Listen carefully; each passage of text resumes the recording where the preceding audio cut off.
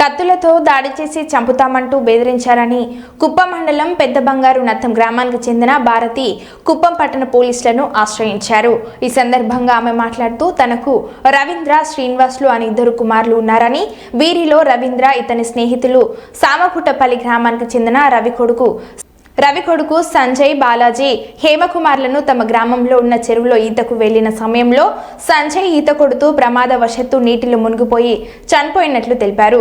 అప్పటి నుంచి సామగుట్టపల్లి గ్రామానికి చెందిన సంజయ్ వాళ్ళ నాన్న రవి వీళ్ళ కుటుంబీకులు తమపై కక్ష పెంచుకున్నారని, ఈ క్రమంలో సోమవారం సాయంత్రం సామగుట్టపల్లి గ్రామానికి చెందిన రవి, అతని కొడుకు పవన్, రవి భార్య, వారి బంధువులు సుమారు 20 మంది తమ ఇంటి వద్దకు వచ్చి తమను దుర్భాషలాడి ఇంటిలోనికి అక్రమంగా ప్రవేశించి తమ బిడ్డ చనిపోయాడు, మీ ఉన్న కొడుకుని కూడా చంపకుండా వదలము, నీ కొడుకు ఎక్కడ ఉన్నాడు అని అడిగి ఇంటిలో ఉన్న సామాన్లను ధ్వంసం చేసి కత్తులతో దాడి చేసి బెదిరించారని ఆరోపించారు. కుప్పం పోలీసులు సమాచారాన్ని తెలుపుతూ ఫిర్యాదు చేశామని, పోలీసులే తమకు రక్షణ కల్పించాలని వారు కోరారు.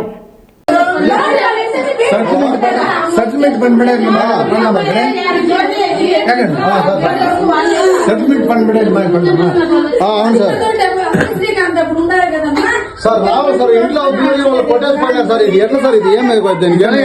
ఎట్లా సార్ బతికేదా లేదు ఊర్లో ఉండేదా? జయలక్ష్మి పెద్ద బంగానత్తును.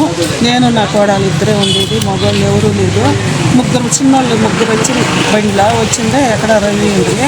రవి ఇట్లా అయిపోయి సంవత్సరం ఎప్ప మా ఇంటికి వచ్చలేదు అంటే అంతా తెలిసి మాకు వస్తాడు పోతాడు, మీరు అట్లైనా మా తమ్ముడు సచ్చిండేది, వాడిని ఎన్ని దినాలైనా మేము వాళ్ళ తాలెత్తుకొచ్చి ఎత్తుకు అట్లా ఇచ్చేయలేదు అనేసి మాట్లాడుతూ ఇంట్లో దూరి అంతా ధ్వంసం చేసి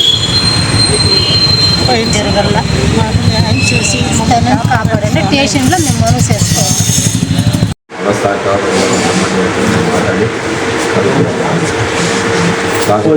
చెప్పేస్తారు చేస్తారు సార్